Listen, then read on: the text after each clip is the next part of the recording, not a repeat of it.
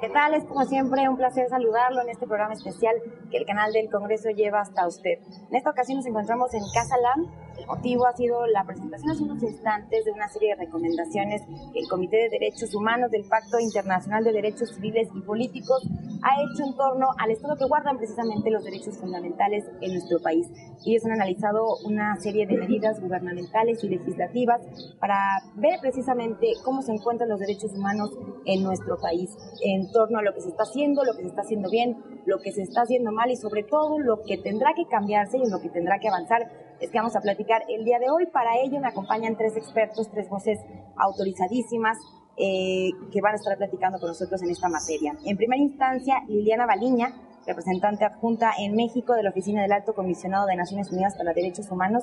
Gracias por estar aquí. También está con nosotros Agnieszka Raczynska, de la Red Nacional de Organismos Civiles de Derechos Humanos, todos los derechos para todas y todos. Y finalmente está con nosotros Alberto Herrera, director en México de Amnistía Internacional. Bienvenidos, gracias a los tres por estar con nosotros y platicar con el canal del Congreso sobre este tema importantísimo en todos los tiempos y en todos los países, el tema de los derechos humanos. En primera instancia, sabemos que se han emitido una serie de recomendaciones, es el propósito por el que estamos el día de hoy aquí. Me gustaría entrar en materia un poco más adelante sobre cada una de estas recomendaciones, que nos expliquen en qué consisten y hacia dónde van enfocadas, pero en primer lugar, quisiera escuchar de cada uno de ustedes el estado de los derechos humanos en México, un panorama general, una visión global. Alberto. Sí, con mucho gusto. Mira, es un panorama con altos contrastes. Por un lado, México es un estado que se ha reconocido por un liderazgo fortalecido a nivel internacional en términos del soporte, del respaldo e incluso de las contribuciones para el diseño de tratados internacionales en materia de derechos humanos. Pero este mismo liderazgo rara vez se ve reflejado en la realidad doméstica, en el ámbito interno.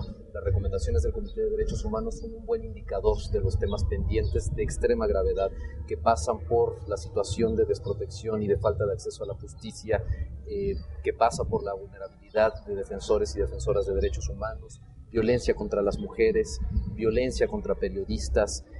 Hay toda una serie de temas que va tocando el Comité de Derechos Humanos que son temas históricos, que representan una deuda desde hace mucho tiempo para los tres niveles de gobierno y para los tres poderes, ejecutivo, legislativo y judicial, y que hoy por hoy representan pues una urgencia extrema de su abordaje diligente.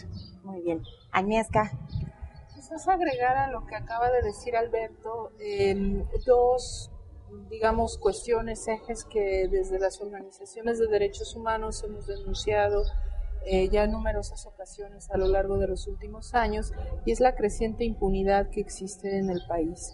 Una impunidad que se acrecenta cada vez más y que no ha sido abordada en todos estos programas, planes de trabajo de una manera, estructural y con acciones que vayan al fondo al fondo de la problemática, y también una gran vulnerabilidad social, ¿no?, que es algo que preocupa y que es como un eje transversal en todos los problemas que vivimos. En este ejercicio de revisión que hizo el Comité de Derechos Humanos de las Naciones Unidas, es importante señalar que se revisan muchos de los derechos, pero son derechos civiles y políticos.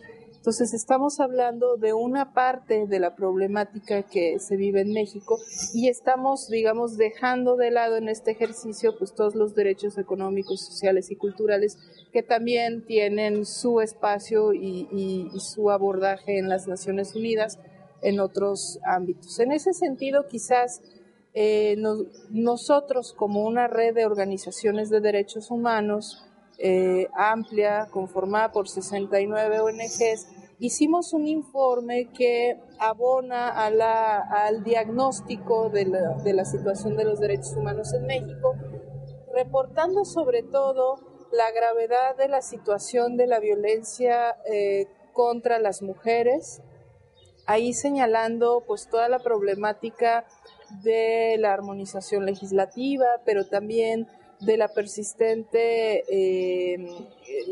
comisión de feminicidios a lo largo del país, también la cuestión de las legislaciones regresivas en materia de la legislación estatal que protege la vida desde el embarazo. También hablamos sobre la situación de la militarización del país en nuestro informe, que es también materia de esta revisión, y pues todas las consecuencias que eso ha traído hoy en día, como por ejemplo pues toda la impunidad que se vive en cuanto a las violaciones a los derechos humanos cometidas por militares contra la población civil. Y también abordamos ampliamente el tema de la problemática de la tortura, y el comité también hizo una serie de preguntas al Estado mexicano sobre el derecho a la consulta de los pueblos indígenas, que es un tema muy importante y que ha sido también un poco opacado por las otras temáticas en esta revisión. Y por último, pues la misma situación de las defensoras y defensores de derechos humanos y la situación de los periodistas, que serían como las temáticas que nosotros hemos identificado más, digamos, urgentes en esta evaluación, ¿no? Sí, temas absolutamente vigentes e importantes para la realidad, para el contexto social en el que nos encontramos, particularmente en este momento. Liliana, ¿cuál es su diagnóstico? ¿Usted qué encontró? Bueno, para nosotros como Oficina de las Naciones Unidas para los Derechos Humanos aquí en México, por supuesto lo que acaban de decir son temas todos relevantes y el Comité de Derechos Humanos de Naciones Unidas los acaba de señalar también. Tal vez podría agregar que de alguna manera México ha venido transitando hacia la búsqueda de una profundización de su democracia y de un Estado de Derecho. Y eso se manifiesta en algunos progresos y avances en términos de legislación, en términos de ratificación de tratados internacionales en materia de derechos humanos, en términos también de algunas instituciones claves, por ejemplo, que siguen el tema de la discriminación o los derechos de las mujeres. Es decir, hay realmente avances importantes que señalar. Pero también al mismo tiempo hay que reconocer que todavía faltan mucho por hacer en términos de implementación. Es decir, el Comité de Derechos Humanos de Naciones Unidas justamente pone el acento en el reto que tiene México como Estado federal. Y eso nos llama la atención un poco en términos del derecho a la igualdad y a la no discriminación. Si uno va a mirar incluso a nivel de avances legislativos, no es lo mismo cuando hablamos de legislación federal que cuando hablamos de legislación de las entidades federativas. Y al mismo tiempo, en algunos casos, evidentemente, ni siquiera la ley está armonizada con estas obligaciones internacionales que podrían fortalecer la respuesta del Estado en materia de derechos humanos. Ahora, donde sí está armonizada en algunos escenarios, en algunas áreas de la legislación federal, donde se ha tratado de recoger estas obligaciones internacionales en materia de derechos humanos, lo que falta es el impacto de la implementación, porque finalmente es la implementación la que modifica las situaciones. La legislación es muy importante, pero es solo un primer paso.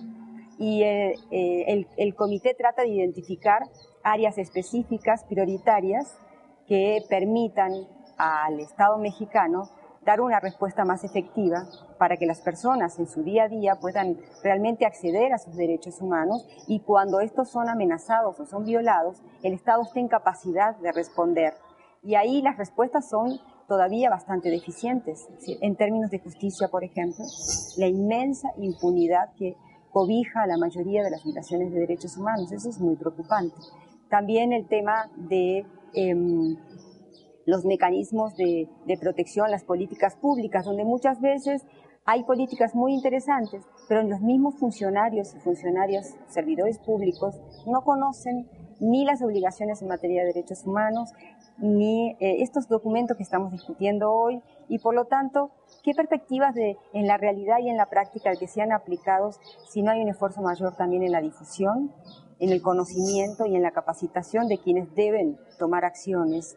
Y no se trata solo del gobierno y el Poder Ejecutivo Federal, sino también los poderes ejecutivos estatales y municipales, pero también el Poder Legislativo en la inmensa responsabilidad legislativa que tiene y, por supuesto, el Poder Judicial, que es uno de los actores más importantes para aplicar estas normas que en algunos casos son avanzadas, ¿no? Es decir, partimos de la base de que hay un buen diseño, hay una buena intención, se ha avanzado en materia de legislación y de medidas, pero algo pasa que no se ha logrado implementar de una manera adecuada y que salvaguarde de manera efectiva e integral los derechos humanos de buena parte de los ciudadanos en este país. Partimos de ese diagnóstico, si les parece bien. Bueno, pues entremos ya en materia, en lo que ustedes, en lo que estas recomendaciones han dado a conocer, lo que ustedes denominan motivos de preocupación y precisamente las recomendaciones. Son poco más de 20. Me gustaría ir abordando cada una de ellas y que nos expliquen a detalle qué fue lo que encontraron y el porqué de lo que se está aquí declarando. En primera instancia, se señala que el Estado debe adoptar medidas para dar un pleno efecto a las recomendaciones, es decir, hay una falta de progresos significativos, un poco lo que hemos estado abordando, no se sienten, no repercute en la vida cotidiana de las personas las decisiones que se tomen a nivel gubernamental. ¿Es así? Así es, creo que esto se vincula muy bien con la conclusión, digamos, que planteas de nuestra intervención anterior. Hay una especie de vacío, de divorcio entre el diseño de legislación y la adopción o la instalación de políticas públicas a nivel gubernamental y la experiencia cotidiana de los individuos en este país. Prácticamente todos los tratados internacionales en materia de derechos humanos y el Pacto Internacional de Derechos Civiles y Políticos no es la excepción, plantean en alguno de sus artículos la obligación de los estados de tomar medidas legislativas, administrativas o de cualquier otra índole para dar cumplimiento al contenido de este tratado. En este caso, una parte muy importante de las recomendaciones de estas más de 20 recomendaciones, como bien lo mencionabas, del Comité de Derechos Humanos, tiene que ver con este aspecto introductorio, digamos, que es el Estado debe de tomar estas medidas que no han sido correctamente implementadas y adoptadas. Y por otro lado, hace una mención de algo que me parece que es muy importante. México fue revisado hace ya más de 10 años por este mismo comité. Sin embargo, una de las preocupaciones es que el informe que presenta el Estado mexicano ahora en el año 2009 no necesariamente responde a cada una de las recomendaciones que surgieron en la revisión anterior. Entonces, el reto en este momento es claro en términos de que la rendición de cuentas tiene que ser sobre los aspectos concretos y específicos que el comité ha mencionado en este informe que se publica, sobre el que estamos discutiendo el día de hoy. Y menciona particularmente temas como la violencia contra las mujeres, el despliegue de las Fuerzas Armadas y también la garantía de seguridad para los periodistas y los defensores de los derechos humanos. Agnieszka. Yo creo que, como decía Liliana, es importante señalar que México durante el periodo 10 años, son muchos años, ha tenido avances importantes en materia legislativa, pero también ha tenido retrocesos que a su vez agravan la situación que están viviendo las personas y el ejercicio, la posibilidad de que ejerzan sus derechos, ¿no? Es el caso justo de la situación de la violencia contra las mujeres en México, ¿no? Por un lado, contamos con una ley de acceso, una ley muy importante, sin embargo, también hay una avanzada a nivel estatal que promueve y adopta legislaciones que limitan a la mujer en el ejercicio de sus derechos, en específico el derecho de el acceso al servicio al aborto legal, ¿no? Entonces vemos como estas dos, cuestiones en materia legislativa, por un lado un avance, pero por otro lado un retroceso muy importante, que además ha traído muchas consecuencias en la vida de las mujeres, como ha sido la criminalización de las mujeres que han solicitado el acceso a la interrupción legal del embarazo, ¿no? Entonces sí es una situación que debe analizarse y sobre todo debe de evaluarse, ¿verdad? Porque todas las acciones que emprende el Estado mexicano son muy bienvenidas, pero si estas no son evaluadas sobre todo en cuanto al impacto que tienen en la vida cotidiana de las ciudadanas y los ciudadanos, pues entonces no sabremos si efectivamente están cumpliendo con el propósito para el cual fueron creadas. Bien, Liliana, rápidamente antes de irnos a un corte, ¿cuáles serían entonces las acciones que debe asumir y que debe tomar el Estado precisamente para avanzar un poco más en la implementación de todas estas medidas? Creo que hay que tener una reflexión, pensar que 10 años más tarde el Comité de Derechos Humanos encuentra las mismas problemáticas, los mismos temas, nos tiene que llamar la atención. Pero al mismo tiempo pues, no está queriendo mostrar de que no se hizo nada, porque finalmente en estos 10 años tal vez aparecieron también o se reforzaron retos, obstáculos, dificultades, ¿no es cierto?, que enfrenta el Estado. Entonces, esa es una realidad que no hay que desconocer.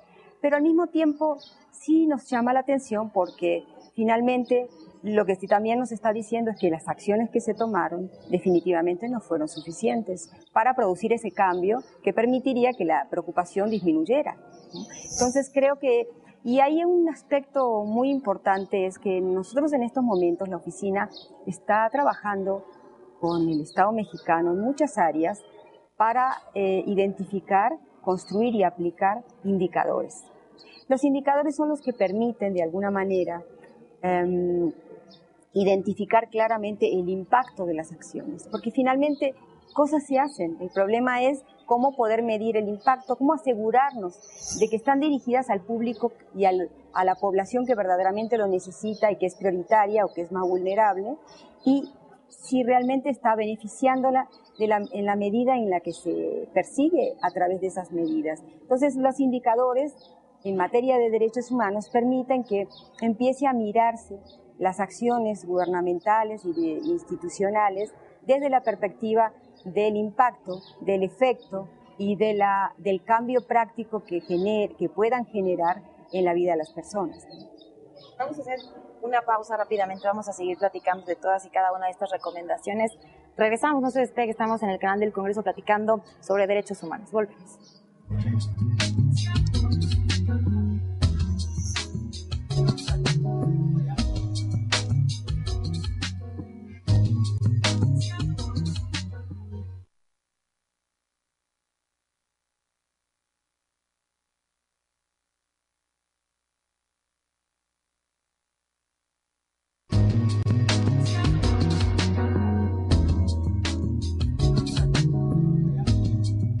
Estamos de vuelta en el canal del Congreso. En este programa especial estamos platicando sobre recomendaciones que en materia de derechos humanos hizo el comité en esta materia del Pacto Internacional de Derechos Civiles y Políticos. Hemos platicado ya un poco sobre el diagnóstico de los derechos humanos en nuestro país, sobre la falta de implementación, es decir, de que algo pasa, este divorcio que existe entre el diseño de políticas que atiendan la problemática de los derechos humanos en México y la implementación, y que verdaderamente la población se sienta beneficiada con todas estas medidas. Hemos platicado ya brevemente sobre alguna recomendación. Vamos a seguir, si les parece, precisamente hablando sobre la parte de la información. Una de las recomendaciones va encaminada a que las autoridades estén conscientes de los derechos que se han enunciado en el pacto y que garanticen su aplicación efectiva. Y, por supuesto, algo que mencionaba Liliana hace unos instantes, la importancia de la armonización en la legislación. Alberto, ¿nos platicas un poco más sobre esta recomendación? Mucho gusto. Y para todo ello es fundamental una amplísima difusión de las recomendaciones de este Comité de Derechos Humanos. Quisiera retomar, no por insistir infértilmente en el tema, pero creo que es muy importante. Son temas que se han mencionado ya históricamente. Algo está pasando en el Estado mexicano que no está siendo capaz de concretarlo en la vida cotidiana de los individuos que habitamos y transitamos en este país. Me parece que uno de los elementos centrales que el Estado va a tener que revisar en los próximos meses son los mecanismos de coordinación que tiene entre autoridades federales, estatales y municipales. El propio Comité de Derechos Humanos lo reconoce, como lo hemos hecho nosotros también, como parte de las organizaciones de la sociedad civil. El Estado mexicano tiene una característica que lo hace especialmente complejo para el abordaje de estas recomendaciones, que es su carácter federado. Es decir, se requiere de una amplísima coordinación entre los distintos niveles de gobierno y los tres poderes de la Unión para poder implementar eficazmente estas recomendaciones. Y por otro lado, es necesario necesario que existan mecanismos de rendición de cuentas que permitan monitorear, dar seguimiento al cumplimiento de estas recomendaciones para poder evaluar el desempeño de las instituciones. Es decir, estas recomendaciones son también un criterio de evaluación de desempeño de las instituciones. No son elementos que puedan ser adoptados a plena discrecionalidad de las autoridades, forman parte de un régimen internacional de derecho al que está obligado el Estado mexicano, y en última instancia el hecho de ser un Estado federado no puede ser un argumento para su no aplicación. Hay toda una serie de temas que son centrales, son críticos en materia de derechos humanos, y creo que hoy en día nadie puede negar que los derechos humanos representan un indicador de gobernabilidad y un indicador de desarrollo democrático al cual se debe de atender de manera prioritaria. Y en ese sentido creo que el trabajo que desde la sociedad civil podamos hacer para monitorear la forma en la que se vaya dando cumplimiento a estas recomendaciones va a ser importantísimo. Como integrantes de organizaciones civiles, es difícil, digamos, hacer conciencia entre la misma población, entre las autoridades, ser como esta parte mediadora para que verdaderamente el conocimiento llegue tanto a las personas como a las autoridades, para que estén conscientes de lo que pueden exigir de las autoridades. ¿Es difícil? ¿Es una labor complicada? Me sumo a lo que decía ahorita Alberto y nada más agregaría que sería muy importante que el gobierno federal y los estados, los gobiernos locales, tuvieran claridad sobre cuáles son los mejores mecanismos de interlocución, de diálogo y de fomentar la participación ciudadana, ¿no? Hasta ahorita lo que hemos visto son algunos esfuerzos por parte del gobierno federal, precisamente que es quien representa al Estado mexicano en estos foros y en estos comités, de algunos diálogos en temas puntuales con la sociedad civil, sobre todo las organizaciones no gubernamentales que trabajamos estos temas. Pero es importante conocer qué esfuerzos del mismo tipo se dan a nivel local y de qué manera la población de cada localidad está involucrada en la toma de decisiones y sobre todo en el diseño, en la implementación y en la evaluación de las políticas públicas que se están tomando. Entonces, realmente sí vemos un avance en cuanto a, por ejemplo, espacios de interlocución, de diálogo, que apenas se están gestando entre las organizaciones de la sociedad civil y las autoridades, pero que no vemos el mismo esfuerzo quizás en otros ámbitos de poder, como el poder judicial, ya se ha dicho aquí que tiene que estar más involucrado, o los gobiernos locales, y que sí tiene que haber mecanismos a través de los cuales las autoridades puedan dialogar con la ciudadanía, no solo con las organizaciones no gubernamentales, y recoger también el diagnóstico que tienen. Es también muy importante que se tome en cuenta que no solo somos las organizaciones no gubernamentales quienes podemos dar insumos. Hay casas de estudio, universidades, investigaciones de muy alto nivel en materia de derechos humanos que se están haciendo desde distintos foros que pueden dar insumos muy importantes a todas estas reflexiones y temáticas. Y el comité lo señala, habla de una difusión amplia de estas recomendaciones, del informe del gobierno, primero que nada, de las observaciones, pero también del contenido del pacto, ¿no? Y es ahí donde no hemos visto como acciones concretas, y lo que decíamos hoy en la mañana en este foro que teníamos, justamente que los esfuerzos en cuanto a la difusión vienen de las mismas organizaciones, muchas veces limitadas en recursos, limitadas en posibilidades de esta difusión amplia que se tiene que dar al tema de derechos humanos. Es decir, es una labor del Estado involucrar a la sociedad en la defensa de los derechos humanos. ¿Cómo debe fomentar o qué medidas debe tomar para que la sociedad se involucre, no nada más a través de estas sociedades que, bueno, ya tienen el interés de por sí, ¿no? Ahí hay unos principios muy claros, ¿no? En primer lugar, es responsabilidad del Estado proteger, respetar y garantizar los derechos. Eso es ineludible, digamos, y son las autoridades que tienen en primer lugar esta responsabilidad. Pero en la implementación de las medidas o en el diseño mismo de las medidas para atender las dificultades en materia de derechos humanos de la población, se necesita una participación. Es parte mismo del concepto democrático, la participación de la ciudadanía, la participación de las personas, y en casos, cuando hablamos de políticas públicas, de medidas en materia de derechos humanos, pues la contribución, las propuestas, la información que pueda dar la sociedad civil, y en particular las organizaciones no gubernamentales que trabajan en el tema, es clave. Pero creo también ahí que nosotros hemos hecho, en la oficina hace unos meses, publicado un informe sobre la situación de los defensores y defensoras de derechos humanos en el país. Y pudimos ver esa realidad, cuál es esa contribución y cuáles son las dificultades que enfrentan, no solo aquí en el DF, sino en gran parte del país, en varias entidades federativas. Y ahí lo que vemos es que efectivamente muchas veces no hay ese diálogo, por lo tanto no pueden contribuir, no hay comprensión, ni siquiera se ve tan claramente la legitimidad del trabajo que hacen, que son actores de la democracia y son fundamentales y enriquecen a las autoridades en información, en ideas, en propuestas, en asesoría. Entonces ahí hay un reto muy importante y por eso en la oficina también hemos tratado de darle una mirada local, de hacernos como desafío el de estar un poco más presentes en las entidades y sobre todo también de promover acciones a nivel local.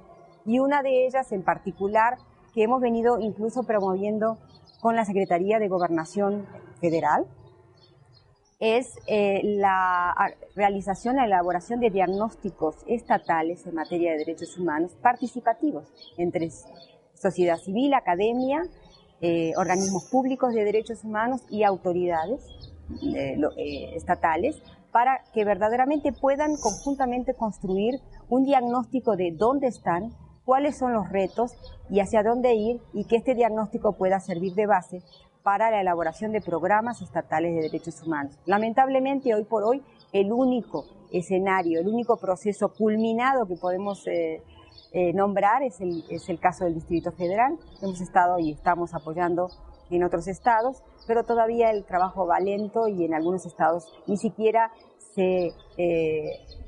existe la conciencia de la tremenda importancia que eso tiene y de la valiosa herramienta que podría significar para dar respuestas más eficientes. Me parece que ha tocado ya un punto que es muy importante. La implementación de estas recomendaciones va a requerir efectivamente medidas adoptadas desde los estados, pero un liderazgo sustantivo desde el gobierno federal. Es decir, una parte muy importante de los mecanismos de coordinación, la difusión de estas recomendaciones y las medidas tanto legislativas como de política pública que se vayan implementando deben de ser conducidas por el propio gobierno federal. Eso va a permitir que haya criterios homogéneos que permitan que estos principios trasciendan al ámbito local, que en términos generales es el ámbito más cercano también para la propia ciudadanía. Me parece que un muy buen ejemplo de ello es la reforma constitucional en materia de derechos humanos, una reforma pendiente aún en la Cámara de Diputados, una reforma mencionada por el Comité de Derechos Humanos como una de las asignaturas pendientes y que llama a su aprobación de la manera más pronta posible, y en la medida en la que estos grandes marcos de carácter federal vayan siendo aprobados, se establece, digamos, los principios de posibilidad para que las propias entidades vayan desplegando sus propias acciones. Pero creo que esta carencia, digamos, de liderazgo en las entidades federativas es algo que hemos también atestiguado desde organizaciones de la sociedad civil y requiere de una participación fundamental del gobierno federal en la conducción y en el liderazgo. Y también, digamos, para animar, para agilizar esto que hemos mencionado de la armonización, ¿no? O sea, un eje rector, un hilo conductor como el gobierno federal, que impulse a los estados a armonizar las diferentes legislaciones. El tema de la armonización legislativa es fundamental, ¿no? Pero también es importante señalar que el proceso de una armonización legislativa no culmina con la promulgación de una ley, sino que son procesos que son más largos y que tienen muchos elementos que se tienen que también dialogar, ¿no? Y se tienen que poner al debate público. Sobre todo yo creo que es importante definir que un diálogo entre autoridades, ya sea legisladores, ya sea autoridades de la Secretaría de Gobernación o de los estados, tiene que estar basado en un piso mínimo de confianza, ¿no? De una confianza entre las partes, de un entendimiento que vamos hacia el mismo fin, ¿no? Que es justamente acabar con las violaciones a los derechos humanos. Por eso estos diagnósticos son muy importantes para poder entender diferentes realidades y tener insumos desde distintos ámbitos para entender la realidad sobre la cual estamos legislando o haciendo programas de acción o programas nacionales de derechos humanos. Entonces, ese diagnóstico debe construirse de manera compartida con insumos de distintas fuentes.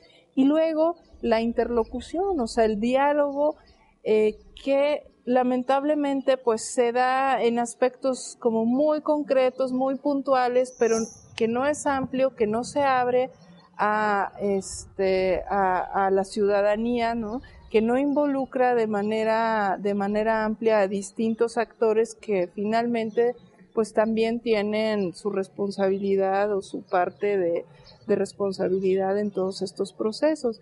Y ahí es muy importante involucrar organizaciones que están trabajando en lo local, porque finalmente la mayoría de los casos de abusos, de violaciones a derechos humanos que hoy en día estamos documentando ocurren en los ámbitos locales, ¿no? Entonces sí, digamos, es una invitación a una reflexión de cuáles son esos mecanismos de diálogo e interlocución que tenemos entre las diferentes partes, de coordinación entre el gobierno, el ejecutivo, el legislativo, el judicial y pues entre el gobierno federal y los gobiernos estatales, ¿no? Y Liliana, es importante también mencionar la parte de la compatibilidad con las normas internacionales, es decir, armonizar nuestro sistema aquí en México, pero también para que esté en armonía con legislaciones internacionales que hablan también de los derechos humanos. Sí, justamente recordábamos en un foro hace unos días sobre el tema de la reforma constitucional en materia de derechos humanos, que la realidad es que los tratados, desde que se ratifican, son obligatorios. Por lo tanto, en teoría, casi ni se necesitaría una reforma para que estos se respetaran y se aplicaran. Lo que sucede es que mientras no se conoce, mientras no se hace explícita esa obligación, uno va caminando y va haciendo seguimiento, por ejemplo, a algunos casos de violaciones de derechos humanos, y tiene una conversación. Yo recuerdo la conversación con un juez, inclusive un juez que conocía el tema de derechos humanos, había tomado una de las capacitaciones que la oficina da, y señalaba en su ámbito que no tenía posibilidad, desde su competencia, de aplicar los tratados internacionales en materia de derechos humanos. A mí la verdad es que me llamó mucho la atención porque hay una obligación indiscutible, pero hay un convencimiento por parte de muchos actores a nivel local o de actores del Poder Judicial de que estos tratados no se pueden aplicar. Y por eso, en la medida en que la legislación, la Constitución, no sea enfática, clara e indiscutible sobre que esos tratados forman parte de la legislación mexicana y que además van a entrar en el ámbito constitucional como un parámetro de constitucionalidad, mientras eso no avance, evidentemente no se pueden ver muchos progresos. Y en algunos países lo que se hace, sobre todo, es que tienen la costumbre de ratificar tratados un poco más tarde porque saben que quieren evitar contradicciones. Entonces, primero se dan cuenta que hay algunas normativas, incluso en la Constitución, que pueden ser contradictorias y por lo tanto las modifican y a partir de ahí ratifican el tratado. En nuestro continente no sucede así, pero entonces el reto enorme es que se tome conciencia de que al adoptar esos tratados, al ratificarlos, el derecho interno no puede ser una excusa para no cumplirlos. Al contrario, surge la obligación de adaptar el derecho interno para que sea compatible, para armonizarlo y para que efectivamente esos derechos que dice que el Estado asumió la obligación de proteger, pueda en la práctica protegerlos, ¿no? Otro de los temas fundamentales que se hablan en varias de las recomendaciones, incluso, habla de la igualdad entre hombres y mujeres. Es un tema que en nuestro país, cobra, yo creo que una importancia particular porque se debe combatir la discriminación, la supresión de pruebas, por ejemplo, como la del embarazo, al momento de que una mujer acude a solicitar un empleo. En fin, hay una serie de esferas en las cuales todavía no se garantiza la igualdad entre los hombres y las mujeres. En ese particular punto, ¿cómo estamos en nuestro país? Hay un tema de extrema preocupación que ya se ha mencionado anteriormente en esta mesa, pero que creo que merece la pena recalcar, lo que es todo lo que tiene que ver con violencia contra las mujeres, que parte de un principio de discriminación, que efectivamente tiene que ver con los hechos y las circunstancias que mencionas, pero que en su máxima expresión puede llegar incluso al asesinato de mujeres, que también es un tema que retoma el Comité de Derechos Humanos, la situación en Ciudad Juárez, la falta de atención que las autoridades federales han puesto en los últimos años, en particular para dar medidas efectivas que garanticen la rendición de cuentas de los responsables de la comisión de crímenes en esta parte del país, y en términos generales lo que tiene que ver con el acceso a derechos sexuales y reproductivos de las mujeres. Es decir, la violencia contra las mujeres es una esfera sumamente compleja que tiene toda una serie de recovecos. La violencia contra las mujeres se mete como en su forma de violencia institucional en una legislación inadecuada, pero se mete también en los recovecos de la cultura con mensajes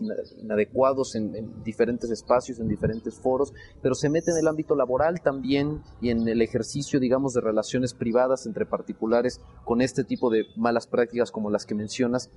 Y en definitiva, las medidas que el Estado ha adoptado en los últimos años no han sido suficientes. Hay un avance, es importante reconocerlo, hay una ley federal de las mujeres para el acceso a una vida libre de violencia, pero como lo mencionaba Agnieszka, carecemos de los mecanismos de evaluación sustantiva sobre la aplicación efectiva de esta legislación. Y nuevamente retomo el tema porque me parece que es el centro de este asunto, este vacío, digamos, que existe entre estas leyes que definitivamente tenemos que reconocer como avances, pero la práctica cotidiana del contenido de esta legislación que permita efectivamente que los derechos humanos no sean una realidad de papel en blanco y negro, sino sea efectivamente una realidad de vida, digamos, para los individuos en este país. Sí, se hablaba un poco en estas recomendaciones que si bien se reconoce el esfuerzo, pues también algunos resultados que todavía son muy decepcionantes, no se ha logrado consignar, no se ha logrado sancionar ni dar una respuesta efectiva, por ejemplo, en el caso de los feminicidios en diversos estados del país. Agnieszka.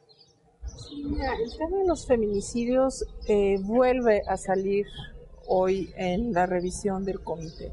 Es un tema que desde nuestro punto de vista en el que el Estado mexicano ha fallado totalmente al abordar la problemática, al hacer su diagnóstico y al diseñar las acciones que de alguna manera tendrían que ir encaminadas a acabar con el feminicidio en México, cuando hoy en día vemos que lejos de ser una práctica o de un fenómeno acabado, pues se ha extendido en todo el país y que ha repuntado de una manera grave la cantidad de mujeres encontradas, mujeres asesinadas encontradas en el país. Hoy en día Ciudad Juárez sigue siendo el emblema del feminicidio en México, pero también estamos documentando casos, como te digo, prácticamente en toda la República Mexicana de feminicidios, y pues que las acciones tomadas por parte del Estado mexicano en esa materia no están teniendo eco en este sentido, ¿no? Y es lamentable porque finalmente estamos hablando de la vida de las mujeres y niñas que son asesinadas por ser mujeres y niñas, ¿no? Entonces, justamente eso es la llamada de atención nuevamente de este comité, que a 10 años estamos teniendo y seguimos teniendo estos problemas y no ha logrado el Estado mexicano pues tener una estrategia integral que vaya a atacar las deficiencias estructurales que generan todo este tipo de situaciones, y sobre todo hacer hincapié en el tema de la investigación de los casos, que es en donde vemos como la mayor deficiencia en cuanto a lo que llamamos la violencia institucional contra las mujeres, ¿no? Que las investigaciones no son llevadas a cabo de manera inmediata, son procesos muy largos, son procesos con muchas deficiencias y que finalmente pues abonan a todo el clima de impunidad que se vive en México, dando el mensaje pues que estos crímenes no hay castigo. No hay castigo. Vamos a seguir hablando de esto, es un tema interesantísimo. Antes tenemos que hacer una pausa, pero regresamos. Estamos hablando de derechos humanos aquí en el canal del Congreso. Volvemos.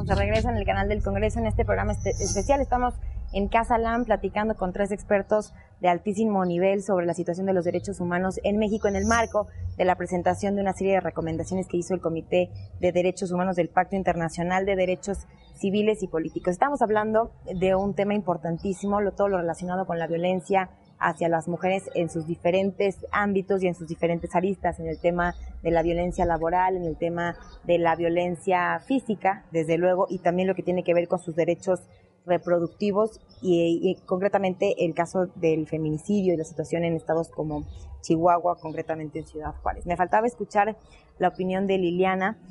¿Cómo ves en este sentido, en esta materia tan concreta, los esfuerzos que está haciendo el Estado mexicano y los resultados tan desalentadores? De alguna manera, estábamos hablando de eso antes de irnos al corte, las investigaciones no han arrojado ni resultados concretos ni castigos a las personas que han cometido algún tipo de abuso en esta materia. Bueno, ahí lamentablemente el problema de la impunidad no es un problema que solo se da en estos casos.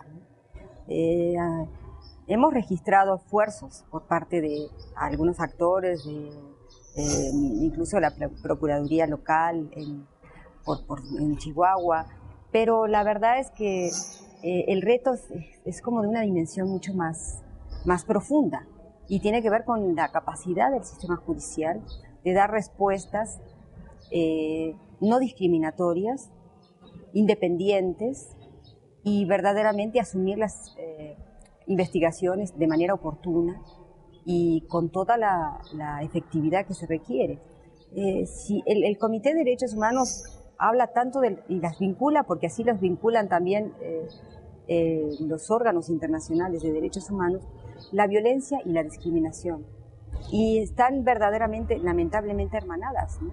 Y si uno mira, por ejemplo, el caso de Teresa y Alberta, es un caso más que nos muestra cómo el sistema judicial está enfrentando unos retos enormes y tiene tantas dificultades para respetar los derechos de 2 mujeres que además sufren discriminación múltiple, porque no solo son mujeres, sino también son indígenas y además son pobres. Entonces ahí verdaderamente hay un caso de pronto bastante ejemplar. Lo bueno es que la Suprema Corte de Justicia ha estado a la altura de dar una respuesta diciendo efectivamente no ha habido el respeto al debido proceso, no se ha podido verificar la responsabilidad de estas mujeres en la comisión de unos crímenes y que por lo tanto su detención y su sentencia no están justificadas, ¿no? Pero también vemos que ahí hay incluso todavía espacios que siguen manteniendo cierta impunidad en la medida en que las personas no pueden estar casi 4 años detenidas en una prisión y solamente decir, ay, es que hubo irregularidades procesales. Verdaderamente aquí lo que es necesario es investigar a quienes cometen esas irregularidades y sancionarlos adecuadamente, porque efectivamente ese es el mejor mensaje para evitar que luego se repitan este tipo de acciones.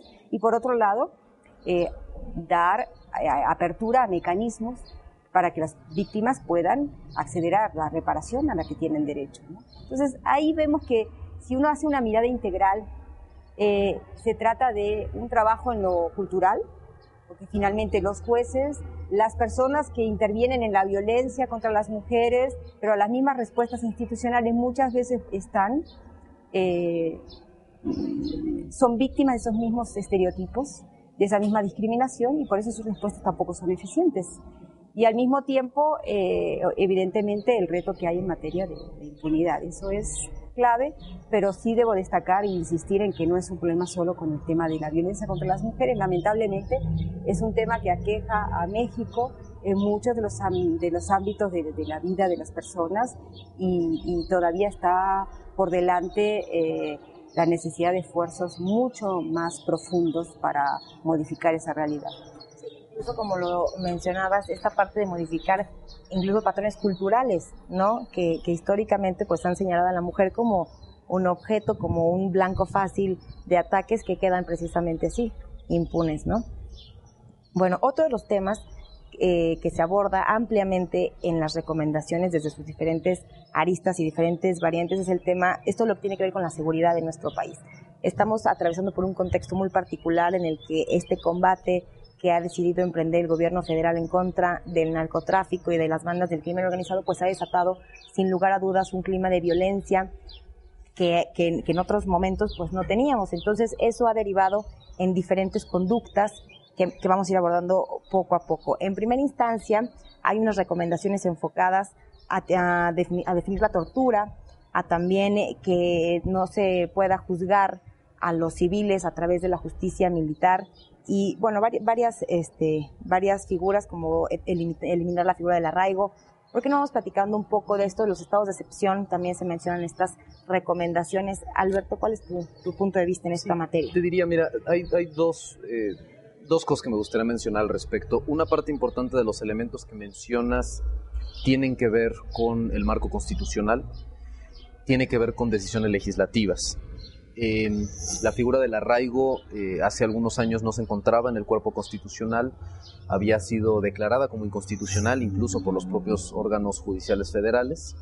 Sin embargo, en la última reforma a la Constitución en materia de justicia penal se incorporó esta figura, una figura sumamente criticada por diferentes órganos de Naciones Unidas, incluido el Comité contra la Tortura y ahora el Comité de Derechos Humanos. El Consejo de Derechos Humanos de Naciones Unidas lo ha mencionado también, la urgencia de eliminar esta figura por las condiciones de vulnerabilidad en la que sitúa a la persona que está siendo sujeta a investigación bajo esta misma figura del arraigo.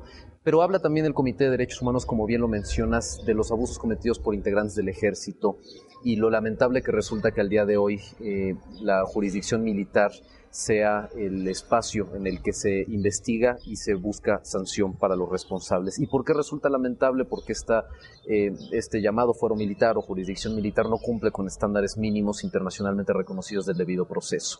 Hoy en día a nadie le cabe la menor duda, o a nadie le debería de caber la menor duda, que el fuero militar debe de restringirse. Y a nadie le debe de caber la menor duda porque más allá de la recomendación del Comité de Derechos Humanos hay una sentencia de la Corte Interamericana de Derechos Humanos, en el caso de Rosendo Radilla, en el que se le ordena al Estado mexicano modificar el artículo 57 del Código de Justicia Militar. El presidente Calderón se ha comprometido a llevar ante la Cámara de Senadores en el mes de septiembre una iniciativa en este sentido que esperamos cumpla con las características que la Corte Interamericana ha mencionado. Y me parece que cuando hablamos de seguridad pública también tenemos que reconocer una preocupación que te la mencionaba durante el corte y creo que es importante. En este clima de violencia generalizada se corre el riesgo de que se disuelva la identificación de las causas de esa misma violencia. Como ya lo mencionaba Agnieszka, hay mujeres que están siendo asesinadas por el hecho de ser mujeres. Hay defensores y defensoras de derechos humanos que están siendo asesinados, están siendo perseguidos, están siendo hostigados por el hecho de ser defensores. Lo mismo sucede en el ámbito periodístico. Entonces tenemos que tener cuidado con que en medio de este clima generalizado no se nos pierda de vista que hay sectores de la población que por sus propias características están siendo afectados en sus derechos y que hay una obligación del Estado mexicano de protegerles y de garantizar el acceso a la justicia y reparación del daño cuando se ven vulnerados en los mismos. Hace unos instantes hablábamos de que el informe anterior fue hace 10 años y en este tiempo, pues sin lugar a dudas, aunque ha habido avances, ha habido retrocesos, pero sobre todo ha habido situaciones distintas y ha cambiado de alguna forma el contexto. Creo que este es uno de los más claros ejemplos, ¿no, Agnieszka? Yo creo que el tema de la utilización de militares en actividades de seguridad pública o en operativos de seguridad pública no es nuevo para México. Ya en años anteriores, hace 10 años, el mismo comité justamente mostraba su preocupación por la militarización de algunas regiones del país que siguen siendo militarizadas. O sea, estamos hablando de Chiapas, Oaxaca, Guerrero. Son regiones que por lo menos llevan unos 10 años en que hay una fuerte presencia del ejército en estas zonas y en otras. Claro, el contexto va cambiando, ¿verdad? Y ahora nos encontramos con que no son solo esas zonas, sino ahora toda una estrategia de involucrar a los militares en actividades de seguridad, pues nos ha llevado a prácticamente militarizar toda la región norte del país. Y no solamente la región norte, ¿no? que también es importante, digamos, señalar, ¿no? Que a diferencia de los operativos anteriores o de la presencia que ya se había documentado hace 10 años, la cantidad de efectivos militares en tareas de seguridad pública ha aumentado exponencialmente el día de hoy. Es decir, hay muchísimos más elementos del ejército en los retenes, en las calles, cateando casas, revisando vehículos, etc. Eso tiene un impacto desafortunadamente negativo en la sociedad y que ha tenido consecuencias pues en la vida de las personas y en especial también en la vida de las mujeres, ¿no? Hay que decir. Y por el otro lado, lo que también vemos como algo alarmante es que la cantidad de quejas presentadas ante la Comisión Nacional de Derechos Humanos por abusos cometidos o presuntos abusos cometidos por elementos del ejército, pues también ha aumentado exponencialmente. Y pues por último también la situación de la muerte de civiles pues por parte de elementos del ejército. Entonces yo creo que veo esos tres elementos como graves, pero también como una llamada de atención, pues que justamente necesitamos debatir y también necesitamos pues revisar las recomendaciones que está haciendo el comité e ir en el sentido de justamente disminuir la presencia del ejército y de encontrar estrategias alternativas, de encontrar estrategias del combate al narcotráfico que no generen más violencia de la que ya estamos viviendo, ¿no? Y nuevamente la parte de dar una respuesta y de dar un seguimiento a las denuncias que se presentan y un castigo a aquellas personas que pues abusen de su condición o que pues de alguna manera perjudiquen a la sociedad civil, ¿no? El tema de seguridad y derechos humanos realmente es un reto para muchos países de la región de América Latina, no solo para México. Y estaba leyendo un informe que sacó la Comisión Interamericana de Derechos Humanos sobre seguridad y derechos humanos, que es muy interesante porque justamente se refiere a que en este tránsito hacia la democracia, hacia la profundización de sus democracias que han vivido varios países de la región, incluyendo México, ha habido transformaciones institucionales, legislativas, incluso constitucionales, pero en el análisis de la comisión señala que hay como 3 áreas que siguen como todavía pendientes de tener un impacto fuerte en esta transformación y que están vinculadas con el tema de la seguridad. Tiene que ver con la fuerza pública, tiene que ver con el sistema penitenciario y tiene que ver con el sistema de justicia. Y es bien curioso porque efectivamente, seguramente ese análisis se aplica a muchos países, incluido México. Y aquí el problema es que evidentemente los retos de México se han venido incrementando y esa es una realidad. Y el Estado ha sentido que no estaba en capacidad de dar una respuesta con, por ejemplo, la fuerza pública a nivel de policías. Y entonces señala de que de alguna manera tiene que dar una respuesta a esta situación y a este incremento de la violencia.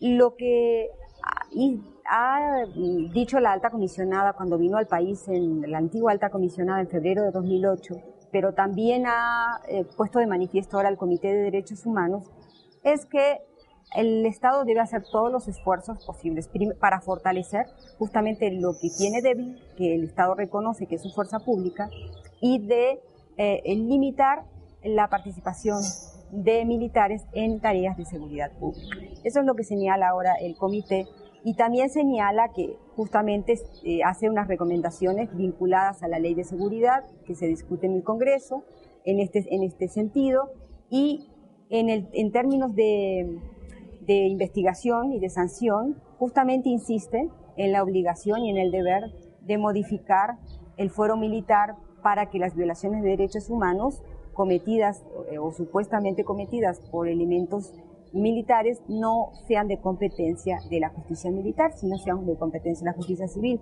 Eso sucede en gran parte de los países de la región. Entonces esa modificación ya se ha venido haciendo también en este marco de transformación democrática de estas nuevas democracias, y seguramente México estará afrontándolo en los próximos meses, porque está la sentencia de la Corte Interamericana, que también es una sentencia a un tribunal internacional obligatoria, y están otras recomendaciones que apuntan en el mismo sentido y que seguramente permitirían a México tener mayores fortalezas para investigar de manera independiente.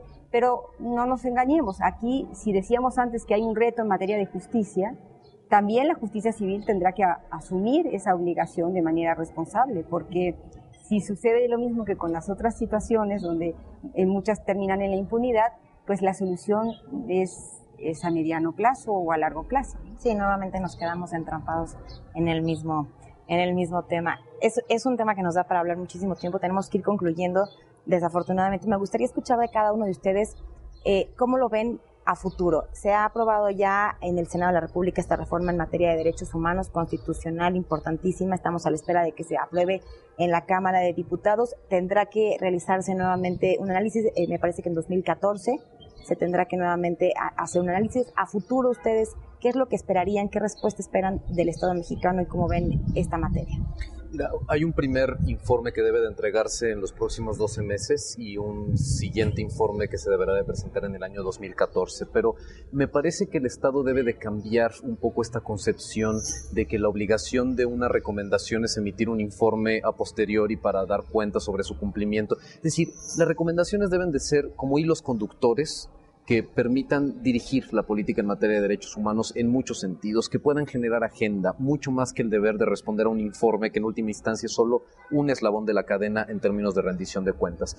Creo que en este foro que tuvimos hace algunos minutos surgieron iniciativas sumamente interesantes en términos de la comunicación y coordinación que desde la Secretaría de Gobernación se puede establecer con las entidades federativas y sus poderes ejecutivos, pero también algunos diputados me mencionaban la posibilidad de que el propio Legislativo Federal convoque a foros con las legislaturas estatales para coordinar lo que tiene que ver con la implementación y el diseño de legislación en las entidades federativas. Y yo cerraría diciendo un mecanismo de rendición de cuentas. La sociedad debe de tener elementos para evaluar en qué medida las instituciones están siendo capaces y diligentes de dar cumplimiento a algo que es su obligación. Estas recomendaciones hablan del incumplimiento de obligaciones internacionales. Por lo tanto, el cumplir con ese marco es una obligación y es un derecho de los ciudadanos exigirlo. Me parece que lo que podamos ver en los próximos meses va a ser determinante en términos de la vida democrática y en materia de derechos humanos en nuestro país. Bien, Agnieszka, Liliana, sus conclusiones. Yo nada más reiterar el tema de la participación ciudadana en todos estos temas, ¿no?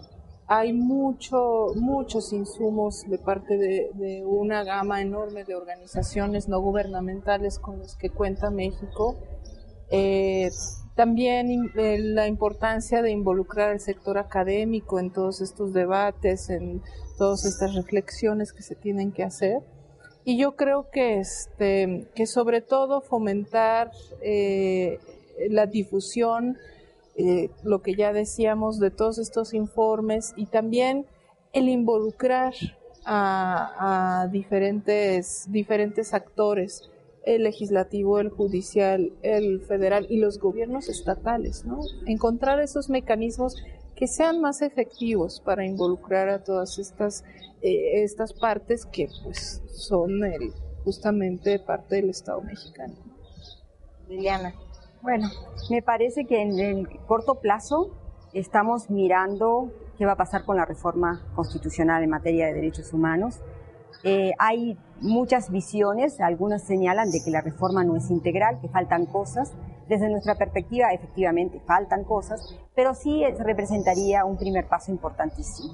No significa que no debería el Congreso seguir trabajando para completarla, pero en todo caso, la importancia de incorporar los derechos humanos de manera explícita en la Constitución y de los tratados internacionales sería algo que ya tendría per se un impacto sobre el resto de las obligaciones y de los derechos humanos de las personas que viven en México.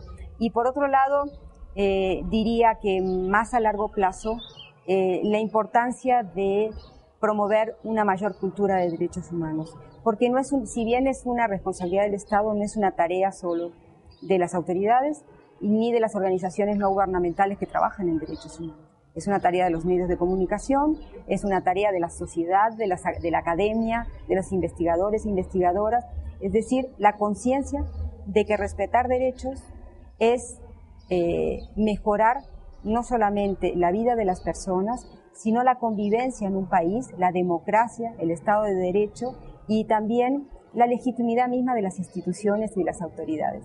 El reto mayor es poder encauzar estos esfuerzos, como decíamos antes, también articulados a todos los niveles de gobierno y verdaderamente llegar también a todos los municipios donde muchas veces se sitúan los retos mayores en materia de derechos humanos. Será un tema que tendremos que seguir definitivamente muy de cerca. Hay la posibilidad de que se abra un periodo extraordinario de sesiones para abordar esta materia y bueno, pues por supuesto que estaremos muy pendientes. Muchas gracias por haber estado con nosotros, por haber platicado con el canal del Congreso sobre este tema y gracias sobre todo a usted que estuvo pendiente de esta transmisión. Yo lo espero en futuros eventos a través de esta misma señal. Hasta la próxima.